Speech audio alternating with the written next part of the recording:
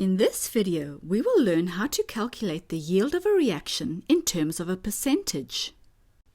To be able to do this, we will first learn how to identify which reactant is the limiting reactant and how to calculate the theoretical yield. Lastly, we will investigate what factors in a reaction have an effect on the percentage yield. Let's look at percentage yield in a very broad context before we discuss it in depth. Most of the things we use in everyday life are the result of a manufacturing process involving chemical reactions. The paints, plastics, metals around us, the fertilizers farmers use, and the food additives and pharmaceutical drugs that we consume were all initially produced or synthesized in large factories using chemical reactions. The chemical industry is big business, and much research takes place to synthesize these chemicals quickly and in a cost-effective manner.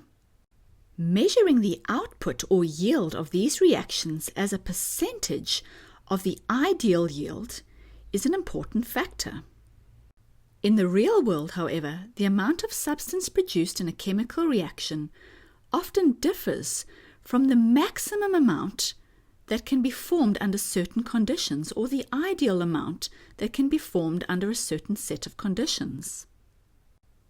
Let's look at the equation that scientists use to describe the actual output from a chemical reaction versus the maximum possible or ideal output, and then we will put this in terms of a percentage. The output of a reaction can be described by taking the actual output or yield divided by the theoretical output or yield, multiplied by 100% if we want to express the answer in terms of a percent. Note that sometimes the percentage sign is left off in this equation. The actual yield, also called the experimental yield, is the amount of product obtained in reality after a reaction. It is usually measured in moles or grams, and if the product is a solid, it can be weighed out in the lab in terms of grams to get the actual yield. The theoretical yield is the maximum amount of product that can be formed from the given amounts of reactants. It is also usually expressed in moles or grams and is determined by calculation. The percentage yield is always a positive value. It is usually less than 100%, but occasionally it is greater than 100%. If it is greater than 100%, we know that something unexpected occurred in the reaction and that there is an impurity or a solvent remaining with the product. The presence of impurity or solvent make the mass of product higher than the maximum possible value, which is 100%. So to calculate percentage yield, we need two values: actual yield and theoretical yield. We said that actual yield is a measured amount and theoretical yield a calculated amount. So to calculate percentage yield, we would first need to calculate the theoretical yield. But to determine theoretical yield, we first need to determine which reactant is limiting. But what exactly is a limiting reactant, otherwise known as a limiting reagent? The reaction below is for the reaction of iron with sulfur to produce iron 2 sulfide. The stoichiometric coefficients show us that one atom of iron reacts with one atom of sulfur to produce 1 formula unit of iron 2 sulfide, or that 1 mole of iron reacts with 1 mole of sulfur to produce 1 mole of product. However, the diagram shows that sometimes the reactants are not present in the correct ratio according to the balanced equation. The diagram shows us that when iron and sulfur react, one of the iron atoms does not have a sulfur atom to react with. We can see that iron is not completely used up. We say that iron is in excess and is the excess reactant in this example. On the other hand, sulfur in this particular example is completely used up. All of the sulfur has reacted. We call sulfur the limiting reactant or limiting reagent. At the end of a reaction, the limiting reactant is always completely used up. and some of the excess reactant will remain left over or unreacted. It is important to identify which reactant is limiting because it is the limiting reaction which determines how much product can form. The limiting reactant in this example, sulfur, directly determined how much product iron 2 sulfide could form. In other words, the limiting reactant determines the theoretical yield. Let's have a look at how to identify which reactant is limiting. Imagine that 2 moles of propane, C3H8, reacts with 7 moles of oxygen gas to produce carbon dioxide gas and water. The balanced equation is shown. There are 2 methods to determine which reactant is limiting. In method 1, there are 2 steps. Step 1 is to calculate the moles of reactant 1 needed if all the given moles of reactant 2 are used up, and step 2 to compare the calculated moles of reactant 1 needed with its given number of moles. From the balanced equation, we know that 1 mole of propane reacts with 5 moles of oxygen. We can calculate the moles of propane needed if all the moles of oxygen are used up by writing X moles of propane reacts with 7 moles of O2. We can now solve for X by saying 5X equals 1 multiplied by 7. We can make X the subject of the formula. X equals 1 times 7 divided by 5. And we get an answer of X equals 1.4 moles of propane needed to use up all the 7 moles of oxygen. In step 2, we need to compare the moles of reactant 1, propane, needed with its given number of moles. And we can see that the number of moles of propane needed, 1.4 moles, is less than the number of moles of propane given, which is 2 moles. So we say that propane is in excess because we have present more propane than we need. We say that propane is the excess reactant. And by default, oxygen is the limiting reactant. Let's write E next to propane in the equation and L next to oxygen for excess and limiting.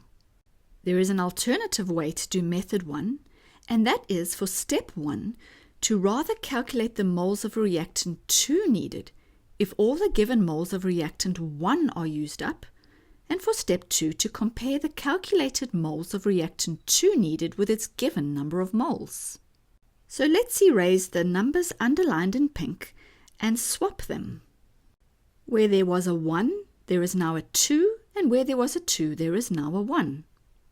The difference is that here we would take the given moles of propane to solve for the moles of oxygen needed to use up the given moles of propane. We would do the exact same calculation as before, and we'd get an answer of 10 moles of oxygen needed to use up the 2 moles of propane.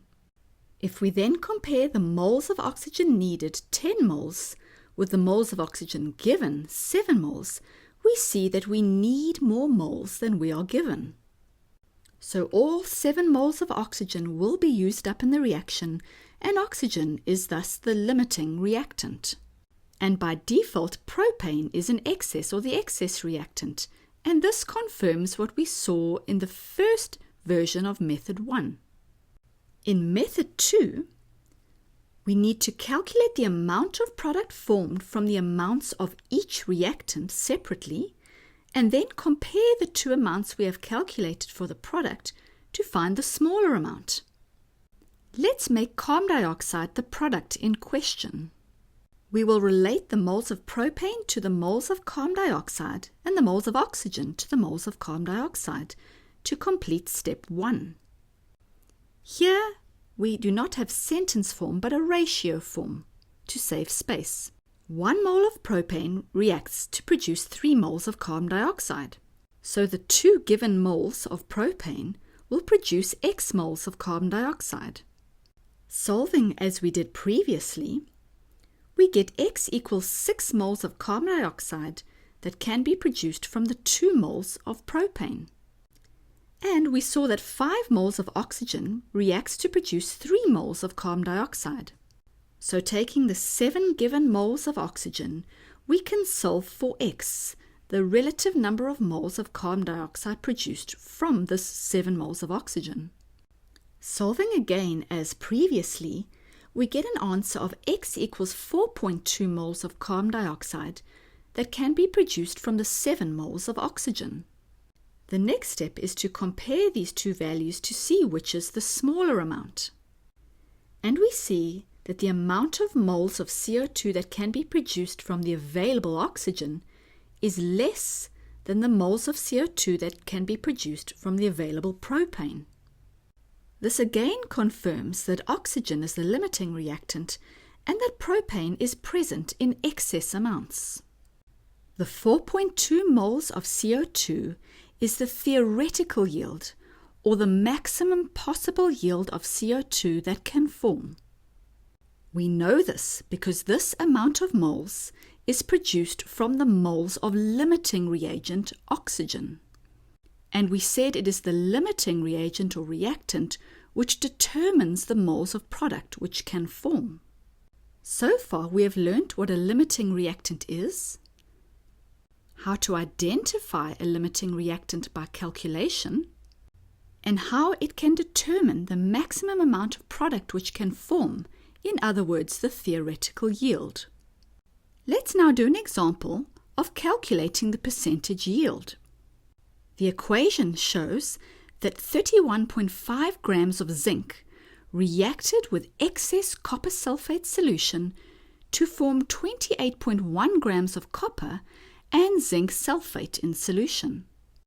We can take the mass of copper given as the actual yield obtained in reality, and because copper sulfate is in excess, we automatically know that zinc is the limiting reactant. We need to calculate the molar mass of zinc, then its number of moles, and from this we can calculate the number of moles of product, which is the theoretical yield in terms of moles, and we can use the molar mass of copper to work out its mass. And this is its theoretical yield in grams. The two starred values are the values we will need to calculate the percentage yield. So if we take the molar mass of zinc from the periodic table, 65.38 grams per mole, we can determine its number of moles. Putting in our mass and molar mass values, which gives us 0.482 moles of zinc.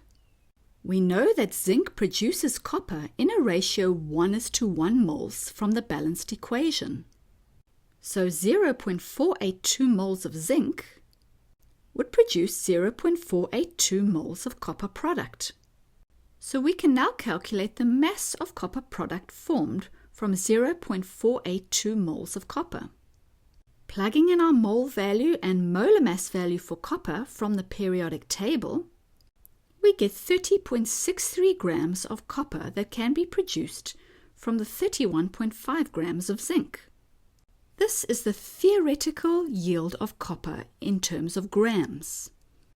Knowing our actual yield and theoretical yield of copper, we can now calculate its percentage yield by taking actual yield divided by theoretical yield multiplied by 100%.